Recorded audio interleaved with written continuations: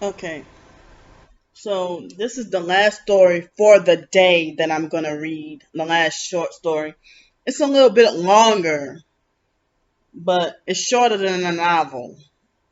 So okay, so I made a few changes to the story, but this is short story version of the long book that I was planning to work on. Well, I'm still in the process of working on. So as y'all know, I'm still working on a long version of my Timberwood fiction book. I will also be working on fictitious biographies for these characters in the future sometime. These are some random shorter scenarios that are different from the big book. So this is the book. Well, the big book was what I was hoping to get written or to get it out and hopefully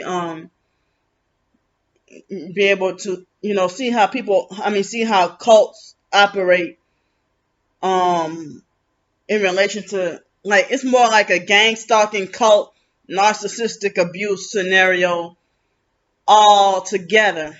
These stories from my Timberwood series, or the short story series, or the big long one.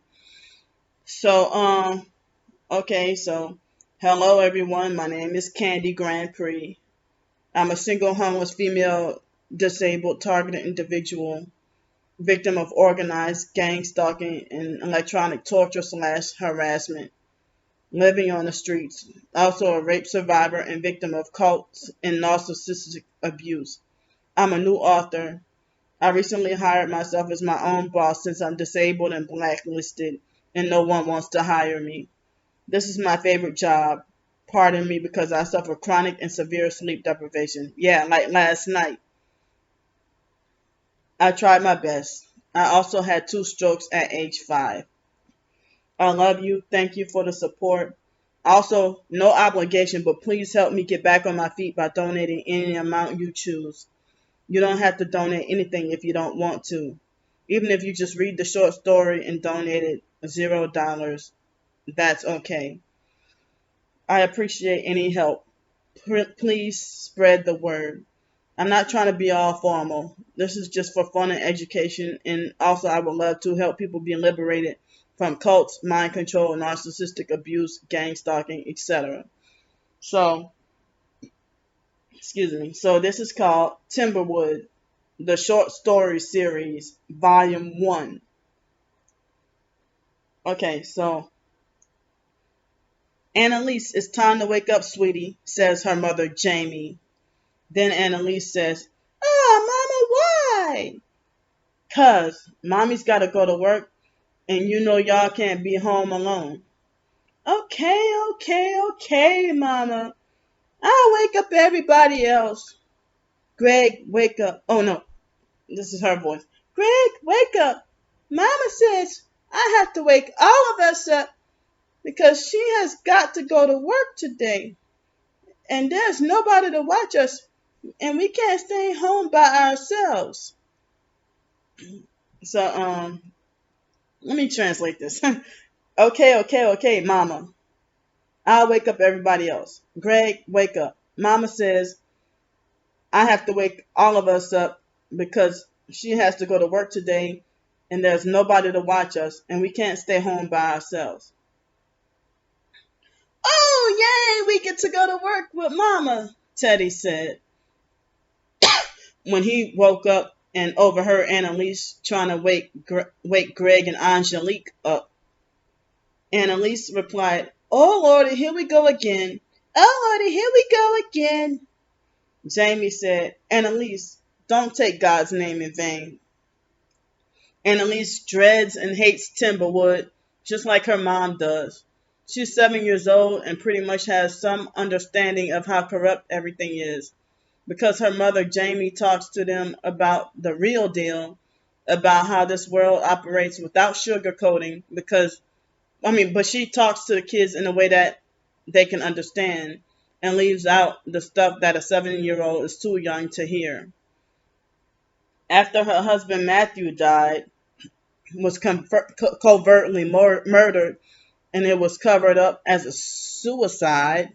He was covertly murdered, and it was covered up as a suicide. She felt like she had no choice but to cave in and work back for Timberwood since she was low on money and she was blacklisted from being hired to work anywhere else. So Jamie gets the kids together for breakfast and then a bath and gets them ready to go to work with her.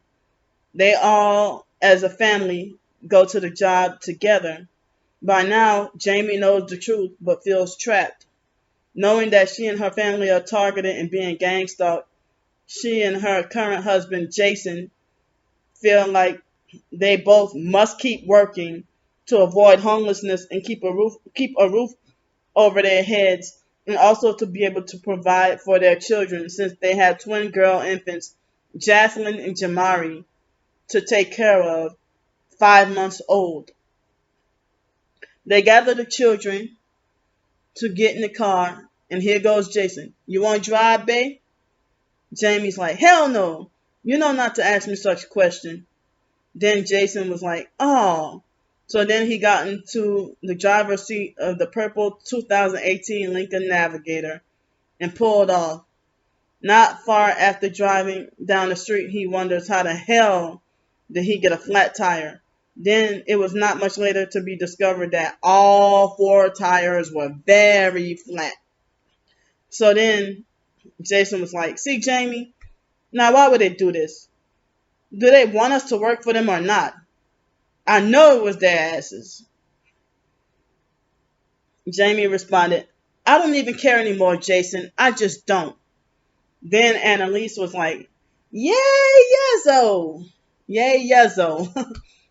Good excuse to call off from work. Good excuse to call off from work, Mama and Daddy. Good excuse to call off from work, Mama and Daddy. All the kids call Jason Dr. Daddy or Dr. Daddy. They call him Daddy or Dr. Daddy. But then, but they can't call off from work because of stuff like what just happened. That's why they always need money. Wait, I'm sorry. But they can't call off from work because of stuff like what just happened. That's why they always need money. And Timberwood is doing stuff like this on purpose to keep Jamie and her husband, Jason, and others dependent on working for them. A vicious cycle. Jason calls Jamie's sister Denasia and tells her what happened. Denasia sends her coworker Shannon over to give them a ride, and Jason was still somehow able to drive the Navy back into the garage. So Shannon comes over with the Timberwood branded 15-passenger Ford Transit painted purple with yellow and white writing on it. The van has dark gray seats. Everyone climbs into the van and heads to work. Then they exit the van, and Shannon goes to park the van at its designated space while everyone else gets all their belongings checked by security at the entrance. And then Jamie takes the kids to their Timberwood caregivers / babysitters. Jamie feeds the kids organic, healthy food that's unprocessed, and the kids used to love it until they got corrupted by Timberwood. The caregivers snuck behind Jamie's back and gave the kids processed junk like donuts and Minute Maid orange juice for a second breakfast because Annalise and Teddy lied and said that they didn't eat breakfast, but Jamie fed them oatmeal with homegrown organic berries and peach slices, raw honey, and raw milk. Greg is quiet, shy, and doesn't say much. He's 5, and Teddy is 4, and tries to talk and act like a grown thug because that was how Matthew acted before he was murdered. Plus the women in Timberwood pushing him up to act like that and think it's hilarious. Yeah, they do shit like that in New Orleans. While Jamie is against it. Angelique is 3 now, just turned 3. She was in her own little world. At least Angelique just wasn't hungry or interested in eating the donuts. Greg eats a lot, but was just trying to be obedient to his mom and be a good boy. Strangely, Teddy and Annalise eat light and eat like a bird, just like their mama. But this day, they just felt like going against mommy. It's so cute that Jason and Jamie work right across the hall from each other, while Denasia works in one corner and Miss Vanessa works in the other corner, right next to Denasia. It's a slow day at work, even with Jason and Jamie being late because of the four flat tires. I'm surprised that their bosses didn't say anything. Excuse me. Since the day was slow and there weren't many new people to process or recruit into Timberwood for the day, tomorrow might be more people. It was Shalon and Jessica's idea for all the coworkers to leave their personal offices and go and chill in the break room. Miss Vanessa's younger brother Nick was one of the security guards in the break room that day, along with Jason's best friend Andy. Nick started blasting loud music, and Jamie said, "Wow, if Nola was here, she'd hate this. Her ears are hypersensitive." Guess who Nola is? Me. I mean, that character in the book. So then she said, no, Nick. You had the music so loud it's ridiculous. And Nick was like, "Who the fuck you talking to like that? I ain't your child." You know how they talk, "I ain't your child," in New Orleans. Then Jason was like, "Whoa, whoa, whoa, nah, brother. That's so uncalled for. That's my wife you talking to." Jamie was like, "I'm getting the fuck out of here, man. All y'all perping me."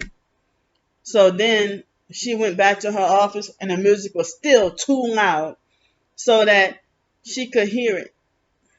Um, and everyone mocked and laughed at her and talked so horribly about her behind her back, calling her crazy and paranoid. Typical workplace mobbing. Then Jason defended her and said, "I'm going to take care of my wife." And he went to her office to comfort her while she was crying. "I'm so sick of this shit, Jason. So sick of it." She was sobbing and leaning on his shoulder and then fell to the floor crying and having a meltdown. "I see why the kids don't like to come here. It's not worth it, Jason."